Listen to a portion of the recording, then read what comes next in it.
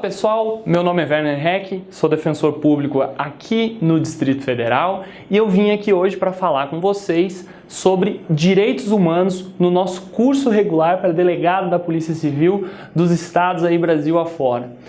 Eu, como vocês, já passei por muitas provas aí, já corri muito atrás da minha aprovação e acabei logrando a aprovação aqui no Distrito Federal como defensor público, mas também fiz concursos para delegado, fiz concurso para promotor, fiz concurso para juiz e passei por muitas das angústias que a gente tem por aí, né, fazendo nesse momento da nossa vida. Mas eu tenho certeza de uma coisa, vale a pena. Todo o esforço que vocês estão fazendo agora para serem aprovados vale a pena quando vocês atingirem a aprovação.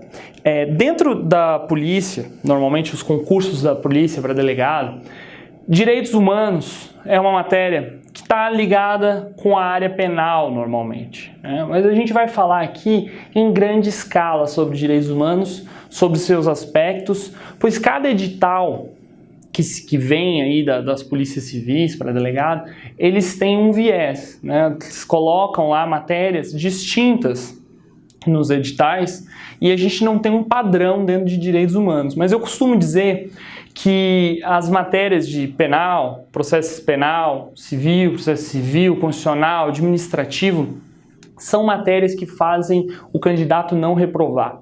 E matérias como criminologia, direitos humanos, entre tantas outras aí, são as matérias que fazem o candidato ser aprovado, são as matérias de diferencial, porque nas matérias de penal, processo penal, administrativo, constitucional, todo mundo tem um nível, as pessoas que vão lograr a aprovação, todo mundo tem um nível muito similar, porque todo mundo chega muito alto nas notas, consegue muitos pontos nessas matérias.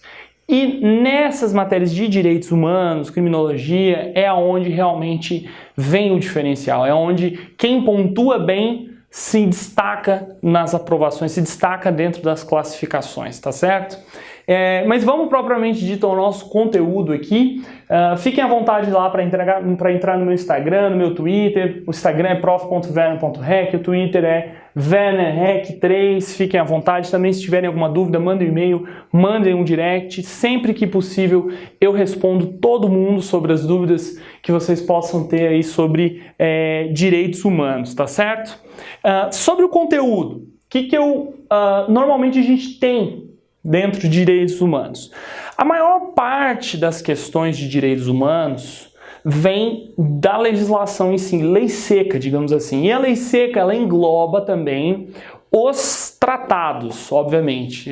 Na verdade, prioritariamente, os tratados são direitos humanos. O que vocês têm que ficar atento no edital de vocês é se o edital de vocês especificamente traz uma lei nacional, né, um diploma legal brasileiro específico como objeto de estudo. Como é o caso da Política Nacional para a População em Situação de Rua, como é o caso do Sistema Único de Assistência Social, como é o caso da Lei de Igualdade Racial, como é o caso da Lei de Imigração, que está muito na moda agora, nos anos 2018, 2019, a gente está tendo uma grande comoção sobre imigração, principalmente com a crise na Venezuela, que é um país vizinho nosso. Então nós estamos absorvendo muitos imigrantes aqui no Brasil, principalmente agora que se enfatizou com a intervenção federal no estado de Roraima. Então a gente vai vendo aí que está escalonando a questão da imigração no Brasil, também uma lei muito cara aí para os estudos. Então, a gente tem as leis secas, como eu falei para vocês, que podem ser diplomas nacionais, e os tratados. Os tratados, a gente tem o Sistema Internacional Universal de Promoção e Proteção dos Direitos Humanos, que está baseado em cima da Declaração Universal de Direitos Humanos. Eu vou explicar para vocês melhor tudo isso, ou melhor, a Declaração de Paris é um sinônimo para a Declaração Universal de Direitos Humanos, Declaração de Paris. O examinador gosta, de tempos em tempos, isso a gente nota nas provas, de requentar sinônimos. Isso é muito comum. E um sinônimo que provavelmente está perto de ser requentado, porque já caiu no esquecimento, é esse sinônimo aqui de Declaração de Paris, ou Declaração Universal de Direitos Humanos. A Declaração Universal de Direitos Humanos está muito batido já. E a Declaração de Paris parou de ser utilizada já há alguns anos nas provas. Então talvez seja o momento aí de requentarem esse termo. Então vocês já vão saber que Declaração de Paris e Declaração Universal de Direitos Humanos é a mesma coisa. Dentro do sistema internacional interamericano de promoção e proteção dos direitos, hoje está vigente a Convenção Americana de Direitos Humanos. Lá no portal do STF, em Jurisprudência Internacional, vocês têm uma página falando sobre a Convenção Americana de Direitos Humanos anotada de acordo com os julgados do STF. Ela está em constante atualização. Todo mês eles lançam praticamente todo mês, na verdade todo mês que tem algum julgado que diz respeito à Convenção Americana de Direitos Humanos, eles lançam uma nova versão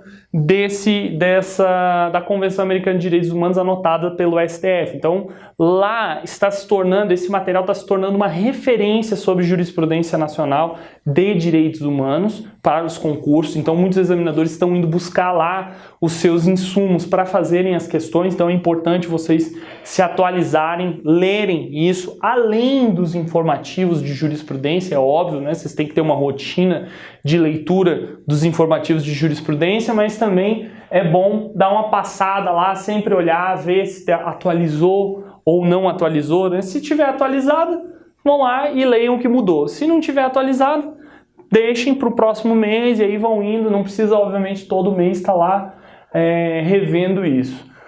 Tratados em convenções internacionais sobre direitos humanos incorporados pelo ordenamento brasileiro. A gente tem o Protocolo de São Salvador, que é um protocolo adicional à Convenção Americana de Direitos Humanos. Normalmente, quando vocês verem protocolos, eles são anexos a alguma convenção. Aqui o caso de São Salvador é anexo à Convenção Americana, Protocolo de Assunção, que é a abolição de pena de morte, também é um anexo à Convenção Americana. A Convenção Interamericana para prevenir e punir crimes de tortura é muito importante, principalmente para o Brasil, que foi reiteradamente condenado na Corte Interamericana de Direitos Humanos por desrespeitar essa Convenção Interamericana, e a gente vai ver como que foi a defesa, como que tem sido os julgados da Corte Interamericana também.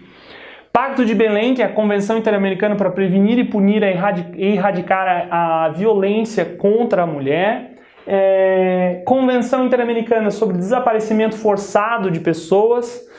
Então vocês vejam aí que a gente tem diversas convenções que foram incorporadas ao nosso sistema nacional e são de direitos humanos, né? São convenções que dizem respeito a direitos humanos. Essa aqui é o que mais tem caído aí nas provas como lei seca. E normalmente as provas exigem do candidato uma resposta que está escrita lá em algum artigo desses tratados ou dessas leis.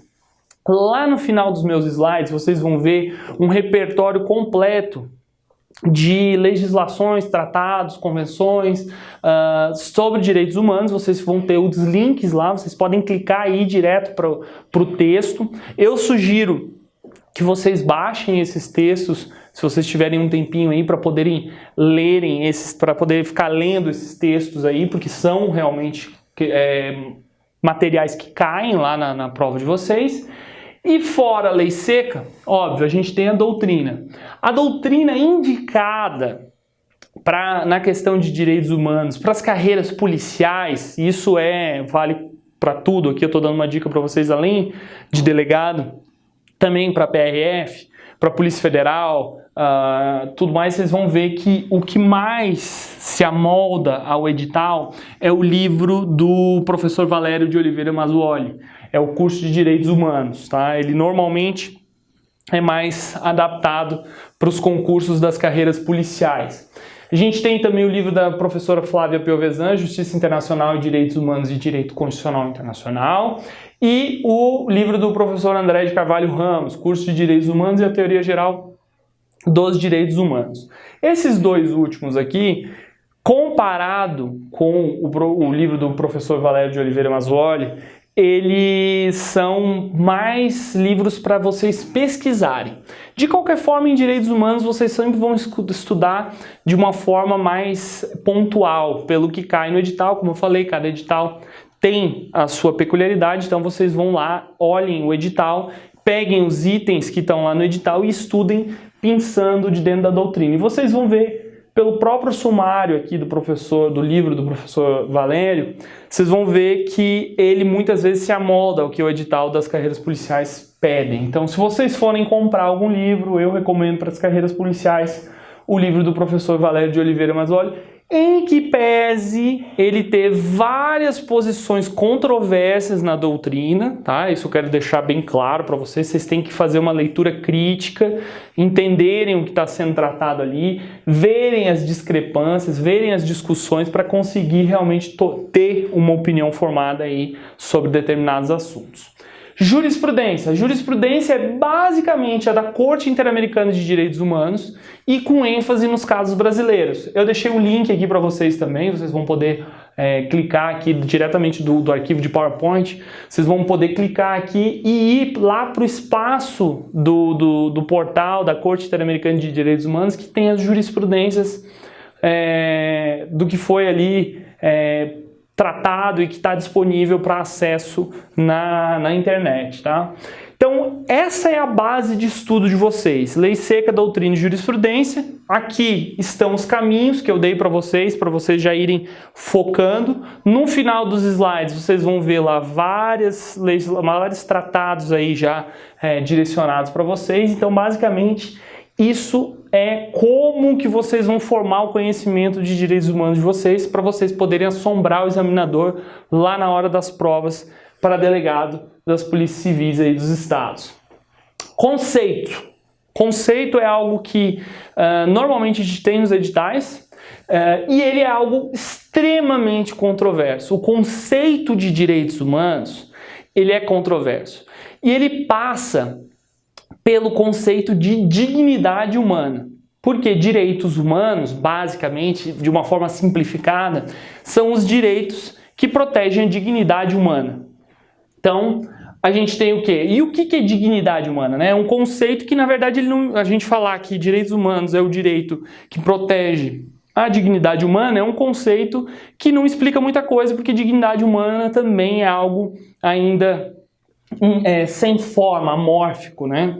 Então, a dignidade humana, ela foi sendo alterada ao longo do tempo, o seu conceito, e a gente consegue verificar isso pelos escritos dos doutrinadores, que a gente tem os filósofos, os pensadores. E aí a gente tem um primeiro momento aqui sobre quando São Tomás de Aquino escreve falando que o reconhecimento da dignidade humana, qualidade inerente a todos os seres humanos, que nos separa dos demais seres e objetos, então ele quer dizer ali que a nossa dignidade ela é inerente a qualquer ser humano e ela nos separa dos demais seres e objetos. Então ele está querendo aí dizer que só o ser humano tem a dignidade. E dentro desse seleto grupo de pessoas, né, o intelecto e a semelhança com Deus geram a dignidade que é inerente ao homem como espécie. Então teria que ter também esse viés religioso. Eu tenho que acreditar que a minha imagem é a semelhança de Deus para poder ter essa dignidade. Então, pessoas que não eram da mesma crença, por exemplo, teriam essa dificuldade. Esse conceito aqui poderia, inclusive, justificar a questão da escravidão, pois, em tese, se imaginava que Deus teria uma imagem de uma pessoa branca e não de uma pessoa negra. Então, vejam que esse conceito, historicamente, ele teve suas interpretações que não eram necessariamente a mesma interpretação que nós temos hoje. Depois de São Tomás de Aquino, a gente vem para Kant. E aí Kant fala o quê? Que a dignidade da pessoa humana consiste que cada indivíduo é um fim em si mesmo, com autonomia para se comportar de acordo com seu arbítrio, nunca um meio ou um instrumento para a consecução de resultados, não possuindo preço. A ideia dele aqui realmente é desvincular a questão de escravidão e a questão, ele acaba criando um conceito binário. Então, tudo que tem preço não tem dignidade, tudo que tem dignidade não tem preço. Mas ainda assim a gente tem um espectro muito grande dentro do que não teria preço para ter dignidade. Então, a gente vai evoluindo aí para saber o que é a dignidade. Aí Sarlet e Pérez Lunho trazem a definição que mais se amolda ao tempo atual que a gente está vivendo aqui para entender o que é a dignidade humana. Então, dignidade humana, como a qualidade intrínseca, ele soma, né? Qualidade intrínseca, ele soma já o que São Tomás de Aquino trouxe, e distintiva de cada ser humano, que o protege contra todo tratamento degradante, ele soma ainda mais a ideia de Kant aqui, e discriminação odiosa, bem como assegura condições materiais mínimas de sobrevivência. Ou seja, a ideia de Sarlet e Pérez Lunho é o quê? É o mínimo existencial.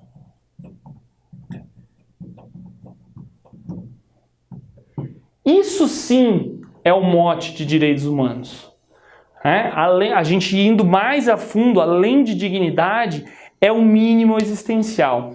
Ainda assim, o que é o mínimo existencial? O mínimo existencial a gente vai ver de forma transversal em todos os ramos do direito. Existe algum detalhe sobre mínimo existencial. A gente nunca vai exaurir direitos humanos em um só ramo de direito. Por exemplo, em direito constitucional, a gente tem todos os direitos humanos em direito constitucional? Não necessariamente, porque aqueles direitos constitucionais são regulamentados por legislações infraconstitucionais que têm seus moldes. Por exemplo, formas de comportamento do Estado estaria dentro do direito administrativo, formas de comportamento do empregador ou da sociedade empresarial a gente estaria dentro do direito trabalhista e assim por diante, direito civil, direito político, enfim, a gente tem diversas aí legislações que tratam de direitos humanos, que defendem aí, que na verdade propiciam o mínimo existencial para o ser humano.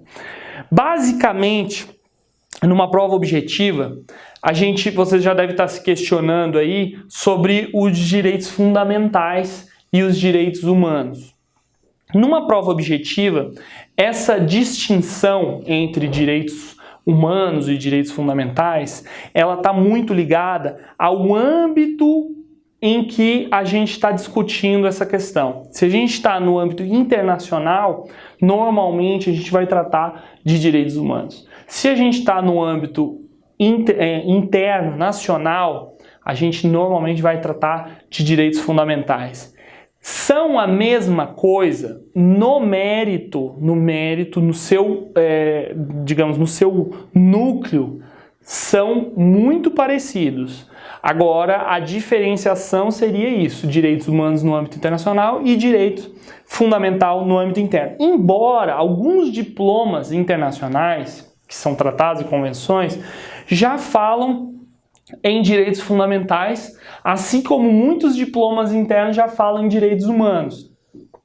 Então não dá para ser tão estanque assim. Numa prova objetiva, sejam mais simples. Numa prova subjetiva, vocês vão ter mais espaço, vocês vão ter momento ali, vocês vão ter um ambiente propício para fazer a distinção e explicar essas questões. E provavelmente o examinador vai querer essa problematização de vocês numa prova discursiva. Numa prova objetiva, sejam simples. Então a questão é: qual a diferença entre direitos fundamentais e direitos humanos? Direitos humanos no âmbito internacional, direitos fundamentais no âmbito interno, e está resolvida a questão. Essa é a parte de conceituação, né? E aí vocês vejam que, como eu falei, o conceito de direitos humanos é transversal. Ele vai passar por vários ramos do direito aí.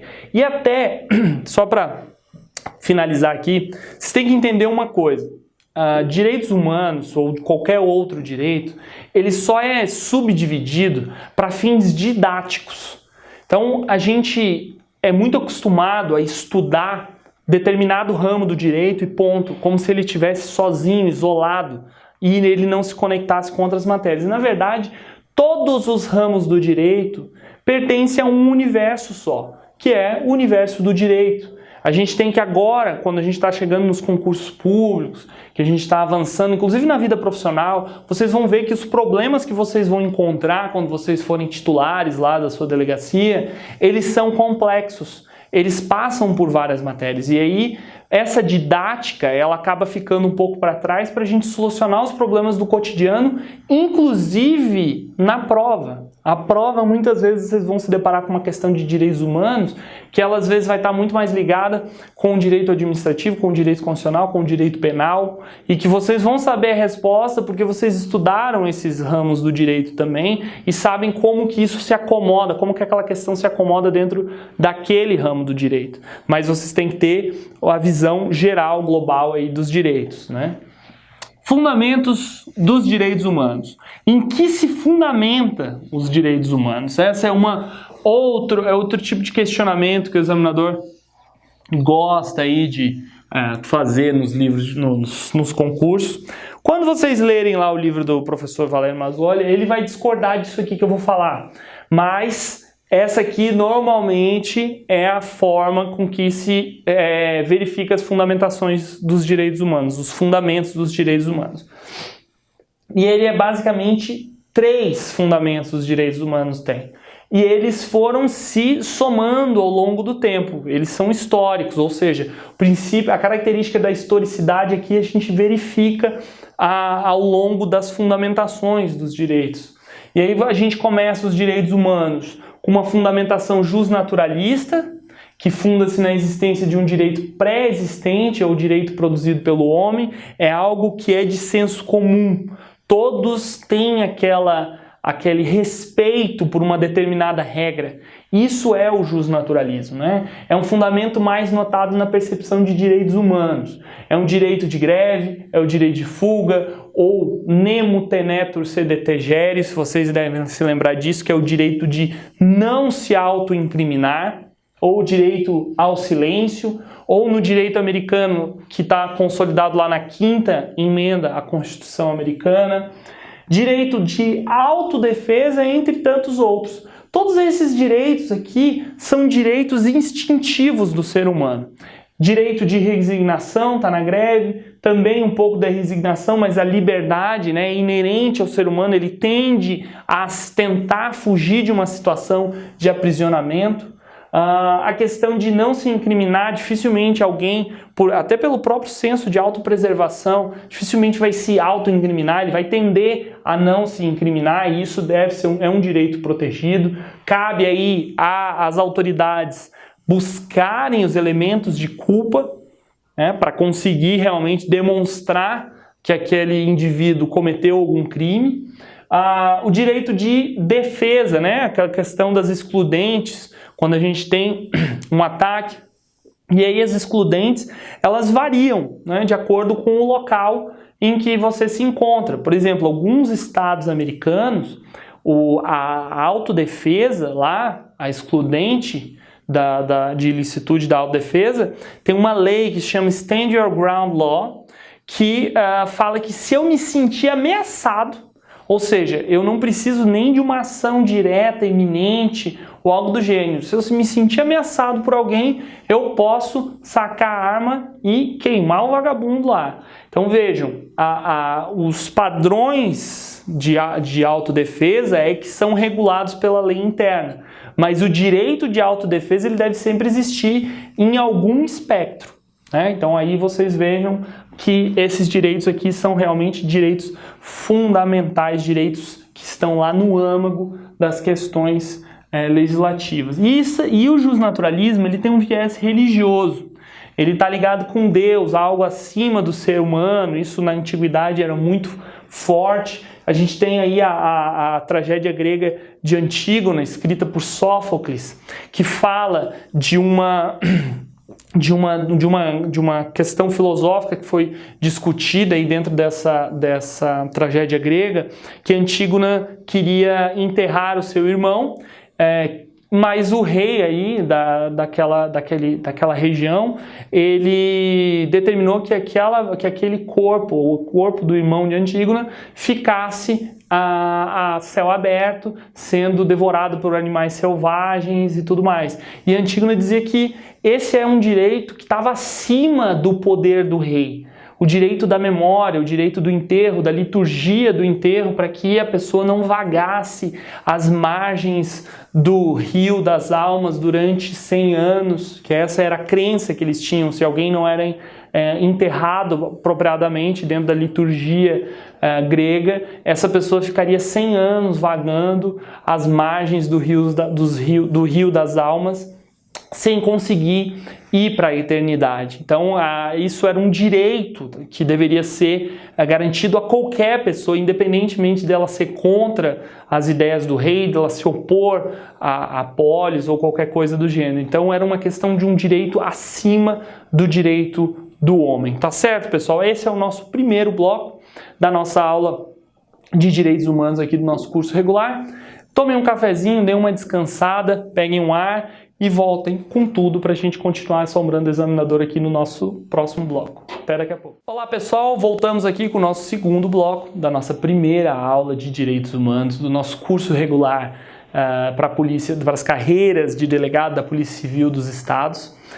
Eu estava falando com vocês no primeiro bloco sobre o conceito de direitos humanos, quais são as matérias onde a gente encontra doutrina, jurisprudência, lei seca para estudar para essa matéria, para esses concursos, e eu estava explicando para vocês agora, no finalzinho do nosso primeiro bloco, os fundamentos de direitos humanos. Eu expliquei para vocês os fundamentos jusnaturalista, e aí eu vou passar agora para o sistema positivista ou nacionalista. Os direitos humanos aqui, eles começam a se justificar por sua validade, graças às formas de publicidade que se dá, o processo legislativo que se justifica, e então a norma por si só, cumprindo suas formalidades, ela teria uma imposição para as pessoas que são o objeto aí dessa norma. Então o fundamento positivista, ele foi muito bem incorporado no âmbito internacional, dentro do sistema, dos procedimentos de proteção convencionais de direitos humanos, ou seja, os sistemas de proteção que estão vinculados às convenções. E a gente tem outro sistema de proteção, na verdade, um outro procedimento de proteção de direitos humanos, que é o extraconvencional, que está muito mais ligado ao jusnaturalismo. Mas hoje, basicamente, a atuação internacional, a força que os comitês onusianos, como são chamados, os comitês vinculados à ONU, e até mesmo aqui a Comissão Interamericana de Direitos Humanos, a Corte Interamericana de Direitos Humanos, estão muito justificados aqui em cima de um positivismo, do pacta sunt servanda, da intenção das partes de pactuarem e do pacto em si que surge dessa intenção. Dentro desse viés nacionalista positivista, a gente, aí, tirando do âmbito internacional e voltando um pouco no tempo, antes da Segunda Guerra Mundial, a gente acabou formando o ambiente perfeito para se criar o nazismo, dentro desse positivismo nacionalista. Era uma exacerbação da posição nacional frente ao próprio indivíduo e aos países fronteiriços da Alemanha, por exemplo. E aí, vocês devem saber, o nazismo ele acabou sendo um regime que foi muito democrático. O Congresso alemão aprovou praticamente todas as medidas, todas as atitudes que Hitler tomava, como a discriminação racial, a questão da homofobia, a morte aos judeus nas câmaras de gás e tudo mais. Isso tudo foi aprovado pelo Congresso alemão e é uma tragédia que o positivismo trouxe. E quando vocês vão estudar qual era a linha de defesa no tribunal de Nuremberg, por exemplo, dos oficiais do exército alemão era: eu estava cumprindo a lei, eu estava cumprindo uma ordem direta de um superior, vocês olham aquela narrativa de defesa e realmente aquilo aconteceu. Eram atitudes que eram protegidas pela lei daquele momento. E isso não se justificou. Todos os réus do Tribunal de Nuremberg praticamente foram condenados por crimes contra a humanidade, crimes de guerra e tudo mais, mas a justificativa deles era positivista, nacionalista. E a justificativa para a condenação veio do justnaturalismo, falando que não importa a lei, existia algo além disso, existia uma questão moral ali que não poderia ter sido ultrapassada. E elas foram ultrapassadas com muita intensidade, né? Não foi pouquinho, foi ali no limite, não, foi com muita intensidade que foi passado, e por isso o tribunal acabou ainda condenando com base no justnaturalismo, em que pese, dentro do positivismo nacionalista, eles teriam uma defesa plausível aí para sustentar a sua absolvição. Depois a gente tem, desculpa, eu falei 3, são 4, né? 4 fundamentos. A gente tem o utilitarista. O utilitarista clássico sustenta que a avaliação de uma conduta decorre de suas consequências e não do reconhecimento de direitos, pois todos os agentes de uma sociedade se comportam buscando uma recompensa por qualquer atitude, ou seja, a utilidade da sua atitude. E a utilidade da sua atitude não pode ser simplesmente, eu vou manter a minha liberdade. Que a gente pensa que o direito penal sempre vai dar a resposta mais intensa e mais eficaz para alguma conduta. Na verdade, ele vai dar a resposta mais repreensiva para alguma conduta, mas dificilmente ele vai dar a melhor resposta preventiva para alguma conduta. Isso já é um estudo claro e muito amplo em vários países que solucionaram problemas de segurança pública sérios. Se verificou que, óbvio, a penalidade ela é um fator que diminui a criminalidade, mas não pode haver impunidade. Hoje a gente está vivendo um momento no Brasil em que a impunidade é muito grande. Antes da pessoa ter a primeira passagem pela polícia, ela cometeu diversos crimes anteriores, e isso dá o senso de impunidade, o senso de perpetuar aquela carreira criminosa sem nenhum freio. Então a ideia utilitarista ela não é baseada na questão penal, ela é baseada no seguinte: se eu não entrar para o crime, além de não ser preso, eu não entro para o crime, além disso eu não vou ser preso, o que eu ganho? Qual é a minha probabilidade de ter uma vida digna, de ter um lar para minha família, de ter o que comer, de ter um teto? Isso aí também é uma questão. Então o utilitarismo ele diz que tem que ter um incentivo positivo também para que a pessoa não faça algo que seja contra a dignidade, os direitos humanos, ou seja, não mate, não trafique drogas, não roube, não faça nada que ofenda aí o próximo, né? Então esse é o fundamento utilitarista. E depois a gente tem o fundamento socialista e comunista, que é visto como instrumento para alcance da meta da eliminação da luta de classe. Esse é um dos fundamentos que hoje a gente vê no âmbito político, uma das maiores sustentações dos direitos humanos nos discursos.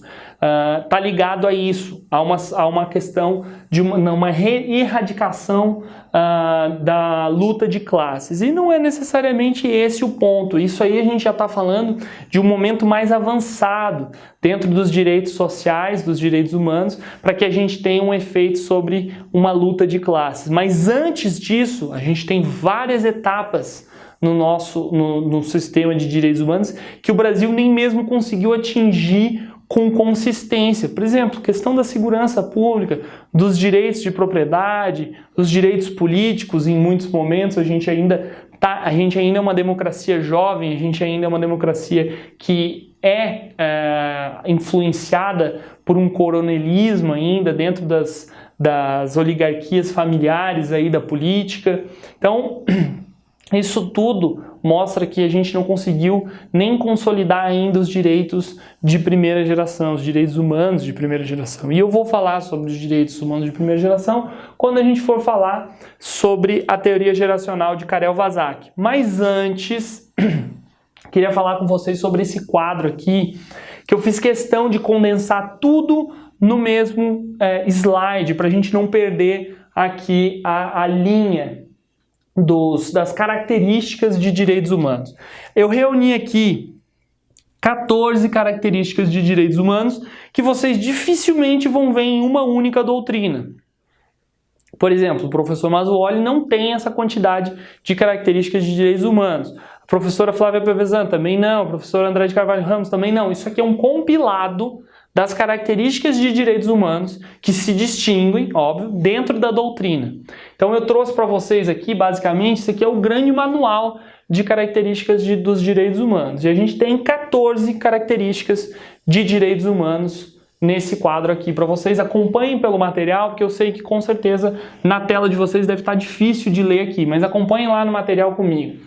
Universalidade, primeiro, é o mais amplo aí, a mais ampla característica de direitos humanos. Né? Isso aqui quer dizer que os direitos humanos devem ser atribuídos a todos os seres humanos. A universalidade ela possui vínculo indissociável com o processo de internacionalização dos direitos humanos. Isso quer dizer que mesmo pessoas que nasceram, por exemplo, num território onde não é alcançado pela ONU, por exemplo, né? Vamos dizer aí um território conflituoso como Taiwan, que existe uma briga ali em Taiwan se aquilo é um território autônomo ou se está vinculado à China. Taiwan ainda não é membro da ONU e isso tudo é uma controvérsia naquela região ali. E aí, uma pessoa nasceu em Taiwan, ela não tem direitos humanos? Então ela tem, é universal, é inerente à pessoa, está intrínseco ali. Ó. E aí leva a gente para a segunda característica, a inerência. O pertencimento desses direitos a todos os membros da espécie humana. Então, qualquer pessoa, qualquer ser humano vai ter direitos humanos. Ele não tem como ele nascer sem esses direitos.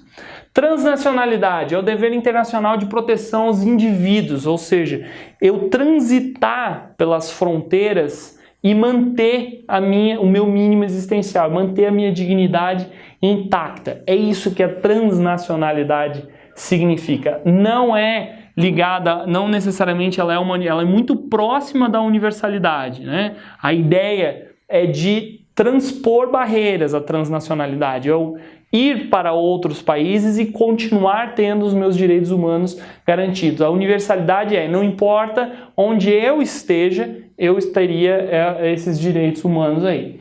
A essencialidade são valores indispensáveis a que todos devem protegê-lo. A essencialidade é o mínimo existencial, são questões que sem elas, no tempo atual, eu não sou igual, eu me torno distinto dos outros, eu não tenho as mesmas condições, tanto de vida, como de ascensão, como de conhecimento. Então a essencialidade está ligada a que os direitos humanos tratam do mínimo existencial. Superioridade indica que os direitos humanos são superiores às demais normas. Por quê? Porque de tão essencial, eles não podem se submeter a nenhum outro regramento, eles têm que estar sempre acima. Então não existe conflito entre direitos humanos e outro qualquer direito. Direitos humanos sempre vai estar acima desse outro direito, né? Reciprocidade. Deveres e direitos de todos além dos estados. A ideia clássica de direitos humanos é que era um direito para proteger os cidadãos do Estado. Então, o Estado oprimia os cidadãos e os direitos humanos estavam ali para equilibrar essa relação. E isso, inclusive, a gente vê o reflexo até hoje nas questões de agressões policiais e tudo mais, existe uma grande repulsa a isso, como a questão do Estado atuando, oprimindo o cidadão. E a reciprocidade aqui, ela vem para quê? Ela vem para dizer que, além da relação respeitosa, que respeite a dignidade entre o cidadão e o Estado, existe também a necessidade de respeito entre os cidadãos. Então, aquela velha história de dizer que só o Estado erra em direitos humanos está completamente defasada. Defasada em algumas décadas aí já, porque existe também ofensa de direitos humanos entre cidadãos. Quando uma pessoa tortura outra, por exemplo, existe uma ofensa de direitos humanos ali. A grande diferença é que aí quando a gente está falando de direitos humanos, é que quem é responsabilizado nos sistemas de direitos humanos é o Estado, com uma única exceção, que é quando está sob a jurisdição do Tribunal Penal Internacional, em que uma pessoa pode ser ré. É o único órgão internacional de proteção de direitos humanos em que uma pessoa, um indivíduo, pode ser réu. Nos outros todos, normalmente a gente vai ter, na verdade em todos os outros, a gente vai ter os estados, os países ali como réus. Por isso que é difícil a gente conseguir construir essa ideia da reciprocidade, mas ela está ligada aos direitos fundamentais, ela está ligada ao direito interno, ela está ligada a um respeito que todos devem ter aí numa convivência pacífica. Indivisibilidade. Uma outra característica, quer dizer que os direitos humanos possuem a mesma proteção jurídica, pois todos são essenciais. Então eles são um bloco, como fala o ministro Celso de Mello em muitos dos seus votos, quando ele vai falar sobre direitos fundamentais e direitos humanos, ele fala do bloco, do bloco de direitos humanos. Do bloco, ele quer dizer da sua indivisibilidade. E a gente tem também a característica da interdependência. As normas dependem uma das outras para funcionarem. Elas não funcionam sozinhas. Elas precisam das outras para conseguirem formar esse sistema de proteção. Essa barreira completa, né? É uma muralha de proteção dos direitos humanos aí. Elas são interdependência. Abertura dos direitos humanos, aperfeiçoamento ou inexorabilidade consiste na possibilidade da expansão do rol dos direitos humanos. O rol dos direitos humanos ele não é estático. Então, vocês também podem ver isso em julgados do Supremo falando sobre as cláusulas pétreas. Eles se utilizam dessa questão da inexorabilidade dos direitos fundamentais para dizer que as cláusulas pétreas elas estão além do artigo 5º lá da Constituição. Elas estão por todo a Constituição brasileira e você é obrigado a fazer uma interpretação e identificar se aquilo é ou não um direito fundamental, um direito, uma cláusula pétrea que não pode ser revogada aí, né, também. Então existe essa possibilidade da expansão do rol e essa expansão ela é feita para quê? Para que acompanhe a historicidade dos direitos humanos, que é essa capacidade que ele tem de ser diferente a cada momento histórico que a gente está passando. Imprescritibilidade implica o reconhecimento de que os direitos humanos não se perdem pela passagem do tempo. Então, a gente soma direitos humanos sempre, a gente nunca perde. A própria ideia da teoria geracional de Karel-Vazak também passa por isso. A teoria geracional de Karel-Vazak ela é uma metáfora. Ela não é uma coisa estranha, não é gerações, passou da primeira para a segunda, não tem mais aqueles direitos, só tem o da segunda. Não, elas vão se somando, essa metáfora ela tem que ser interpretada. Então, a imprescritibilidade, ela serve também como uma característica para a interpretação da teoria geracional de Karel-Vazak, para vocês verem que as gerações elas vão se somando, elas vão se unindo e aí criando um grande arcabouço que só cresce, nunca diminui, ele nunca desidrata. Inalienabilidade, não se pode atribuir dimensão pecuniária aos direitos humanos. Lembrem-se, aquele conceito de dignidade lá do Kant, que é se tem preço, não tem dignidade, se tem dignidade, não tem preço. Então, inalienabilidade. Irrenunciabilidade é a impossibilidade de abrir mão de sua condição humana a título gratuito. Eu simplesmente vou lá num cartório, sem nenhuma questão financeira, eu vou no cartório e eu quero me registrar como um periquito. De agora em diante eu não quero mais ser humano, eu como ser humano eu quero ser um periquito. Eu não posso fazer isso. Existe a questão da irrenunciabilidade. Proibição do retrocesso, ou efeito cliquê, ou historicidade, ou o princípio do não retorno da concretização. Eu falei para vocês que a imprescritibilidade, ela estava, que a abertura dos direitos humanos, aperfeiçoamento ou inexorabilidade, ela estava muito ligada à proibição do retrocesso, ao efeito cliquê, ou historicidade, ou o princípio do não retorno da concretização.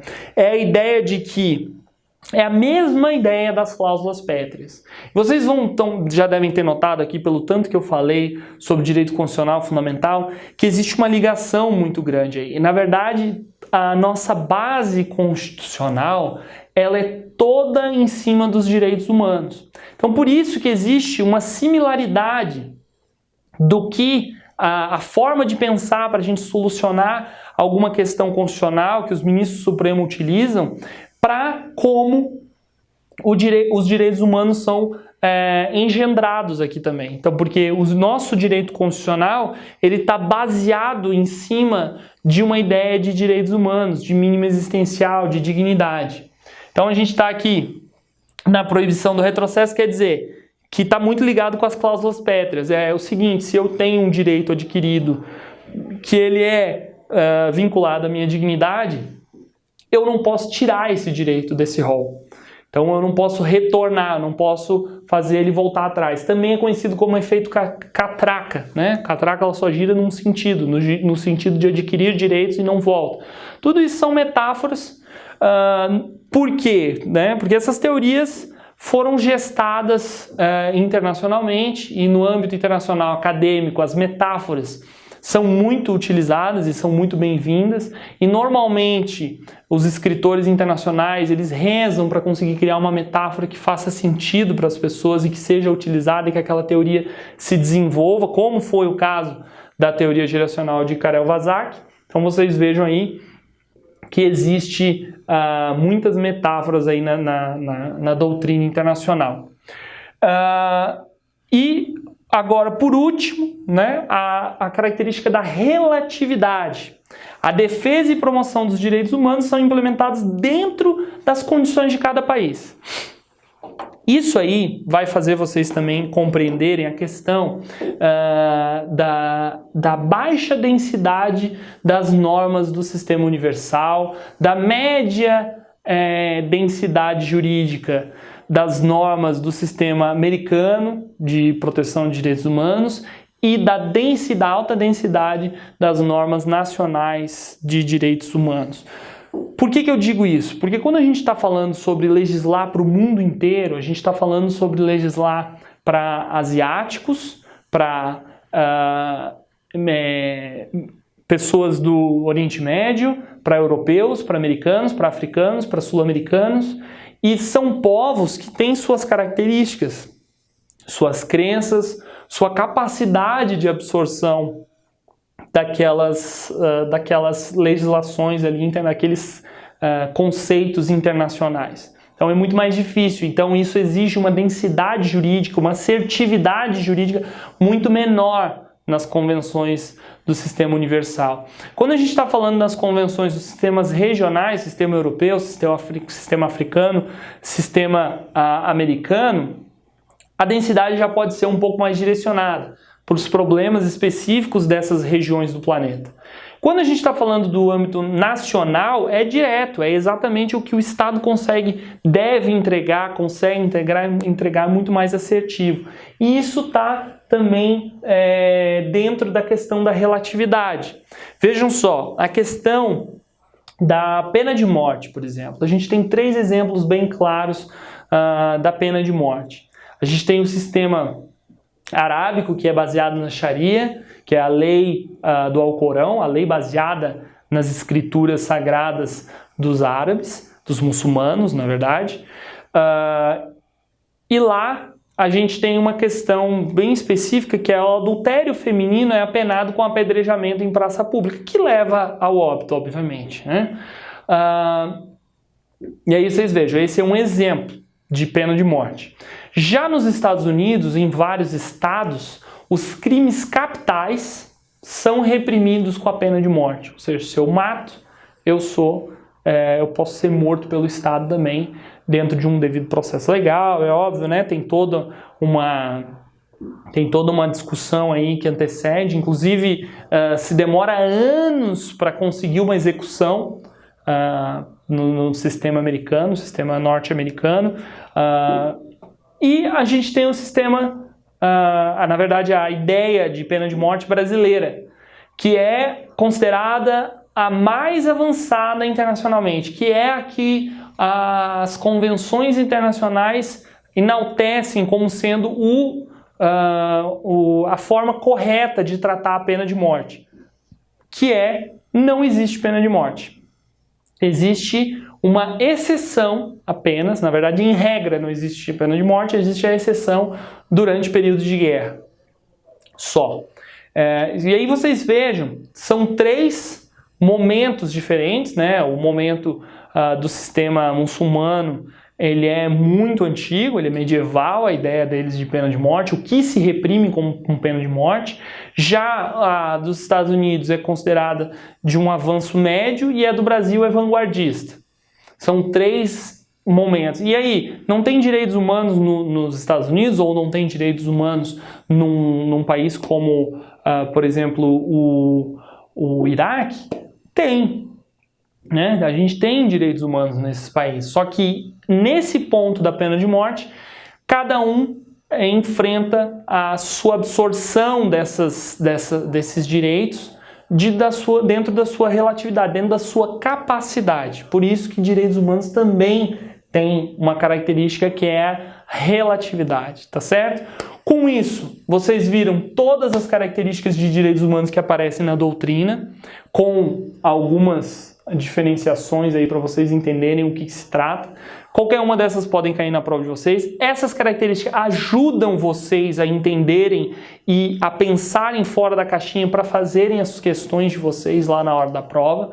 Vocês têm que se lembrar dessas características, vocês entenderem bem isso aqui, vocês com certeza vão responder muitas questões que às vezes vocês não necessariamente estudaram aquilo especificamente, mas vão lembrar que uma característica inviabiliza uma determinada coisa e aí a gente vai conseguir chegar numa solução aí para a questão de vocês, tá certo? Pessoal, essa foi a nossa primeira aula, espero todos vocês para a nossa segunda aula de Direitos Humanos aqui do nosso curso regular para delegado da Polícia Civil dos Estados do Brasil afora e espero vê-los nessa segunda aula. Até mais, tchau, tchau.